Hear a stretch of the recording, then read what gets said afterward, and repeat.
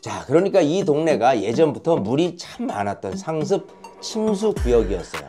여기에 뽕잎을 떼어다가 누에를 기르면서 뽕밭 비단 만들었던 동네였다. 대박이지. 그러니까 한강 조망이 엄청나게 월등한 단지가 바로 신반포 2차예요.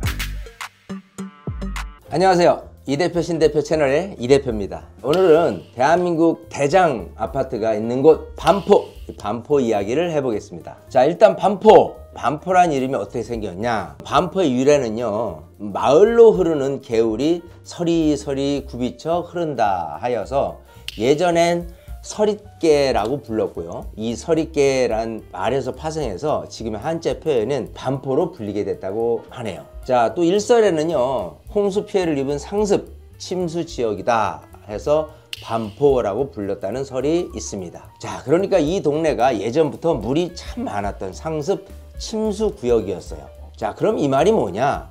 이곳은 사람들이 많이 살던 곳은 아니었겠죠. 침수가 안 될 때 근근히 농사만 짓던 땅이었고, 특히 이 지역에는 예전부터 뽕나무가 참 많았던 동네였다고 합니다. 뽕나무요? 뽕나무. 자, 그래서 이 반포 지역에 반포동도 있지만 잠원동이라는 곳도 있어요. 잠자라는 누에 잠이라는 부분이 우리 잠실도 떠올릴 수가 있을 거예요.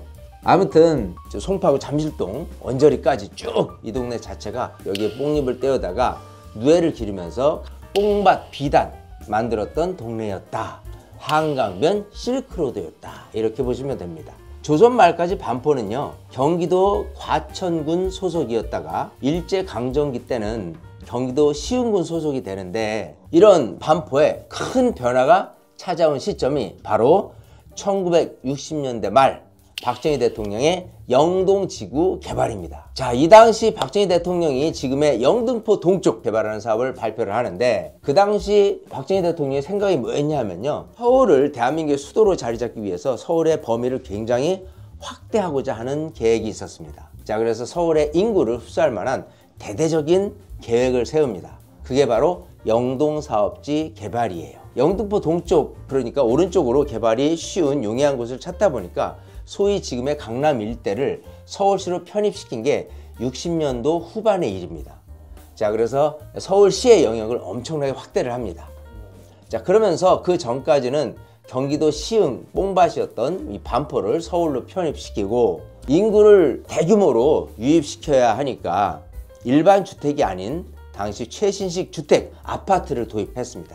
자, 그렇게 반포 압구정 일대를 토대로 해서 다 서울시로 편입해 놓고 그 서울시 언저리를 그린벨트로 묶었어요. 그리고 많은 사람들이 아파트에 모여 살려면 뭐가 필요할까요?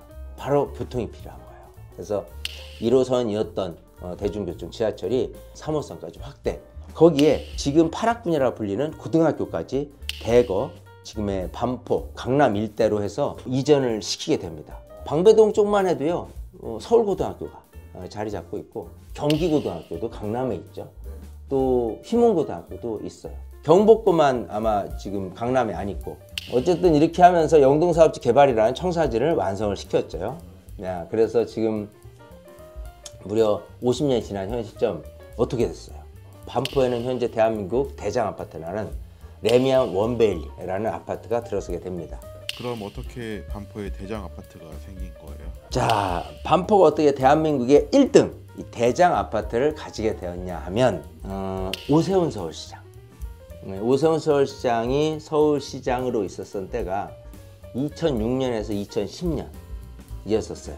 그 전에 이명박 서울시장은 뉴타운에 주력을 했습니다. 재개발 사업. 근데 이제 서울시장이 되면 자기 노선이 필요해요. 많은 기자들이 1, 2, 3차의 뉴타운에서 4, 5, 6차 뉴타운으로 더 확대를 할 거냐라고 했을 때 그런 계획은 없다라고 하면서 오세훈 서울시장이 노선으로 간 게 바로 한강입니다. 자기의 노선을 확실히 한강으로 주목을 시키게 만들죠. 그래서 자, 그 전에는 타워팰리스가 굉장히 부촌의 이미지가 확 각인됐었죠. 맞아요. 그래서 대치동, 도곡동, 학원가도 많았던 그 분위기가 오세훈 서울시장이 재직하면서 소위 한강변에 있는 아파트들이 주목을 받게 됐고, 상대적으로 뭐 대치동이라든지 도곡동, 또 개포도에 있는 아파트들이 이 한강변에 비해서 좀 주목을 덜 받았던 시기로 주도권이 확 빼앗깁니다. 그렇기 때문에 이 아크로 리버팍, 아리팍이라든지 원베일리 같은 경우는 비싼 가치를 가지게 되는 거죠.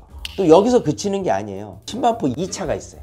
2단지 아파트가 있는데 여기 같은 경우는 이게 재건축되면 당연히 2000세대 넘겠지만은 여기가 주목할 만한 거는 한강변에 길게 배열이 되어 있어요. 아, 일자로요? 한강변에 넓게 폭넓게 한강변을 끼고 한강변을 끼고 모든 동이요? 대체적인 동이 대박이지. 그러니까 한강 조망이 엄청나게 월등한 단지가 바로 신반포 2차예요. 그게 재건축이 된다라고 한다면 또 거기로 주목이 쏠리게 되겠죠. 거기가 1등 아파트가 될 것이고, 여기는 지금 내가 반포 얘기를 하고 있는데 만약에 압구정의 신현대 아파트 그리고 구현대 아파트 다 이제 재건축을 좀 진행을 하려고 하고 있는데 만약에 그쪽에 아파트가 들어섰다라고 한다면 반포에서는 이제 압구정 시대로 또 넘어갑니다. 네. 그래서 어쨌든 형님 먼저 아우 먼저 뭐 서로 어디가 되는지 모르지만 반포, 압구정 일대는 더 이상 빼앗기지 않는, 주도권을 빼앗기지 않는 가장 서울에서 집값 비싼 동네로 계속해서 자리 잡을 것이다. 그래서 강남은 죽지 않는다. 강남 불패는 당연히 지금도 살아있는 얘기지만 앞으로 절대 죽지 않을 수 있는 멘트는 강변 불패.